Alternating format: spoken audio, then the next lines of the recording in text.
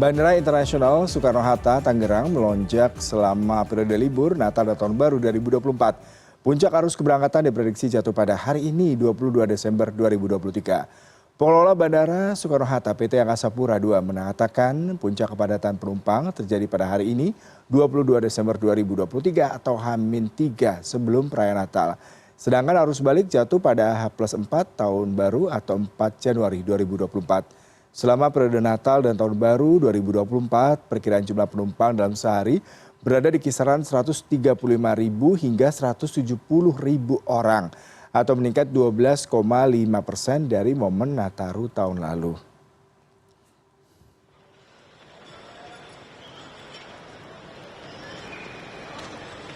Penumpang mulai padati Bandara Soekarno-Hatta untuk mudik lebih awal jelang libur panjang Natal dan Tahun Baru. Untuk melihat suasana terkini, sudah ada produser lapangan CNN Indonesia Karmel Mursalim di Bandara Soekarno-Hatta, Tangerang, Banten. Selamat pagi Karmel. Karmel, di belakang Anda sepertinya sudah banyak penumpang ya yang akan berangkat ke kota-kota tujuan. Ada sekitar 130.000 dan hari ini adalah puncak daripada kepadatan arus mudik libur Nataru. Bagaimana kesiapan Angkasa Pura II untuk mengantisipasi kepadatan penumpang, kemudian kalau bicara mengenai ketepatan waktu dari maskapai dan komplain dari para penumpang terkait kenyamanan di sana pada saat libur panjang seperti hari ini. Silakan dalam laporan Anda. Selamat pagi Yuda, hari ini memang adalah puncak arus keberangkatan momen libur Natal Tahun Baru 2024 di Bandara Internasional Soekarno-Hatta, Tangerang. Tercatat Yuda, pada hari ini akan ada sebanyak 175.000 penumpang yang melintas di Bandara Soekarno-Hatta. Nah, nantinya puncak arus balik akan jatuh H+4 atau Januari 4 2024. Yuda, kami sudah ada di lokasi sejak pukul 5 pagi waktu Indonesia Barat tadi dan mungkin sekarang jika Anda lihat Yuda, suasananya sudah mulai sepi karena tadi kami melihat di pukul 5 pagi waktu Indonesia Barat Terminal 3 ini sangat ramai, sangat padat. Tadi bahkan sempat ada kemacetan di depan Terminal 3 karena banyak kendaraan yang berdatangan. Nah, tadi kami juga sempat berbincang-bincang dengan officer in charge yang ada di lokasi dan ia mengatakan bahwa semakin siang akan semakin ramai meski saat ini masih cukup landai. Tadi kami juga berbincang-bincang dengan sejumlah penumpang yang mengatakan banyak sekali yang akan berangkat baik penerbangan domestik maupun penerbangan internasional Yuda. Jadi seperti yang tadi saya katakan ada sebanyak 175.000 penumpang yang melintas pada hari ini. Penerbangan domestik pada hari ini tercatat ada sebanyak 866 pesawat yang mengangkut sebanyak 131.000 penumpang domestik. Sedangkan untuk penerbangan internasional Yuda ada sebanyak 253 pesawat atau penerbangan internasional yang mengangkut sebanyak 44.000 penumpang. Nah, untuk tujuan atau destinasi favorit domestik kurang lebih masih sama seperti tahun lalu, yaitu Denpasar, Surabaya, dan Medan. Sedangkan untuk destinasi internasional favorit tahun ini juga masih sama dengan tahun lalu, yaitu Singapura, lalu ada Kuala Lumpur, dan juga ada Jeddah. Nah Yuda, untuk mengantisipasi lonjakan penumpang yang cukup signifikan 12,5% jika kita bandingkan dengan momen Nataru tahun lalu, PT Angkasa Pura II telah melakukan sejumlah antisipasi. Salah satunya adalah menyingkirkan atau meniadakan mesin X-ray yang terletak di pintu masuk Terminal 3. Jadi biasanya para penumpang yang memasuki Terminal 3 barang bawaannya akan diperiksa menggunakan mesin X-ray. Namun selama momen Nataru ini mesin X-ray tersebut ditiadakan. Ini alasannya untuk menghindari terjadinya penumpukan antrian di pintu masuk Terminal 3. Meski begitu, PT Angkasa Pura II menjamin bahwa keamanan gedung, keamanan penumpang, dan keamanan barang bawaan tetap terjaga dengan cara menambah personel keamanan. Jadi tahun ini selama momen Nataru ada 1.000 lebih personel gabungan yang disiagakan secara bergantian. Skemanya ada 700 personel AFSEC, lalu ada 700 dari Polresta Bandara Soekarno-Hatta, lalu ada 60 hingga 70 personel TNI. Mereka disiagakan patroli keliling Terminal 3 untuk menjamin keamanan. Selain dari itu, Yuda, juga ada posko terpadu Nataru yang dioperasikan dari Terminal 1B. Jadi posko ini merupakan tempat pelayanan bagi para penumpang jika ada kendala selama mereka bepergian di momen Nataru ini. Nah, posko tersebut dioperasikan mulai dari H-7 perayaan Natal hingga H+7 tahun baru.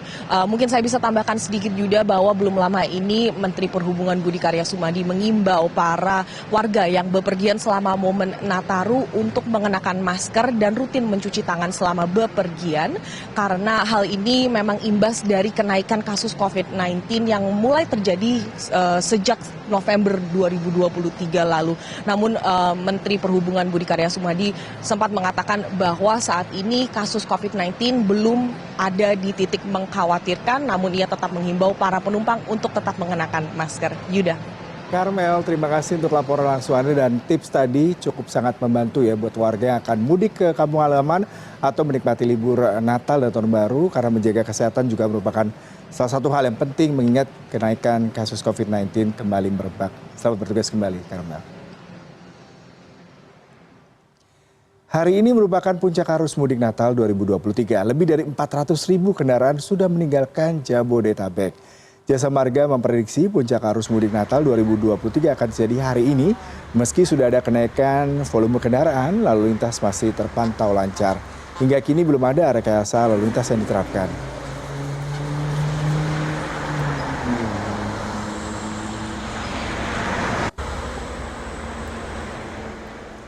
Untuk melihat arus lalu lintas pemudik yang menggunakan jalur jalan tol, sudah ada produser lapangan CNN Indonesia, Laurencia Gata, yang saat ini berada di gerbang tol Cikampek Utama. Selamat pagi, Lauren. Lauren, kalau tadi berita saya bacakan hari ini diprediksi adalah puncak dari arus libur ya, maupun warga yang menggunakan jalur tol. Lalu bagaimana? Meskipun belum ada penerapan rekayasa lalu lintas, tapi antisipasinya seperti apa ini? Mungkin bisa Anda bagikan kepada kami para pemirsa CNN Indonesia pagi hari ini. Silakan dengan laporan Anda. Selamat pagi Yuda, benar sekali hari ini memang diprediksi untuk menjadi puncak arus mudik Natal bagi kendaraan darat. Namun hingga saat ini bisa dilihat bahwa memang lalu lintas dari Jakarta menuju tol Cikampek masih terpantau ramai lancar. Meski begitu memang sempat ada kendala di mana ada truk muatan kemasan air yang terguling tetapi tidak mengganggu lalu lintas sama sekali. Dan memang per 20 Desember kemarin sudah ada lebih dari 400.000 kendaraan yang keluar dari area Jabodetabek, dan salah satu tujuan favoritnya adalah menuju tol Trans Jawa yang melalui gerbang tol Cikampek Utama ini. Selain itu, jika kita bandingkan dengan volume angka kendaraan di hari pada umumnya, ini meningkat hingga 20,12%. Dan jika dibandingkan dengan Natal tahun lalu, yaitu Natal 2022, angka kendaraan ini meningkat hingga 6,43%. Hingga saat ini tol masih terpantau ramai lancar dan masih belum ada rekayasa lalu lintas yang diterapkan. Namun nantinya jika memang ada kemacetan atau angka volumenya bertambah, akan diadakan atau diterapkan kontraflow atau rekayasa lalu lintas. Jadi memang rekayasa lalu lintas ini masih tentatif, tergantung dengan kondisi lapangan nantinya. Dan kami juga dapat sampaikan bahwa hari ini merupakan hari terakhir bagi truk dan bus atau kendaraan muatan besar untuk bisa melalui gerbang tol utama. Mulai besok 23 Desember mulai pukul 00 hingga 24 waktu Indonesia Barat, angkutan muatan besar ini dilarang melalui gerbang tol utama. Ini demi kenyamanan dan demi ketertiban dan kelancaran lalu lintas, Yuda. Jadi memang nantinya jika memang terjadi ada kenaikan volume yang sungguh amat melonjak, baru akan diterapkan kontraflow. Dan nantinya juga ada beberapa rest area yang bisa dikunjungi bagi para pemudik atau bagi para pengendara yang bisa digunakan untuk istirahat. Dan jikalau nantinya rest area tersebut penuh, akan dihimbau untuk maju atau untuk jalan terus dan menempati atau beristirahat di rest area selanjutnya. Jadi bagi pengendara yang hendak pulang ke rumah halaman atau ke kampung halaman dihimbau untuk selalu terus mengecek saldo kartu uang elektronik agar bisa cukup hingga lokasi tujuan, BBM yang cukup hingga tujuan atau setidaknya rest area terdekat dan juga tentunya memastikan mendapatkan istirahat yang cukup. Jika memang nantinya atau di jalan khususnya bagi yang melakukan perjalanan panjang sudah mulai merasa lelah, memang dihimbau untuk melakukan istirahat. Bagi pengemudi, bagi para pengendara dihimbau untuk selalu mementingkan keselamatan dibanding kecepatan. Kembali ke studio bersama Anda, Yuda. Ya, Laurencia, terima kasih untuk laporan langsung Anda. Tipsnya terkait dengan menjaga kesegaran, konsentrasi, dan juga top up dari kartu tol Anda juga penting ya, supaya tidak menjadi kemacetan ketika tiba-tiba saldo Anda berkurang, tidak ada uang, dan membuat kemacetan arus lalu lintas. Selamat bertugas kembali. Terima kasih laporan langsung Anda.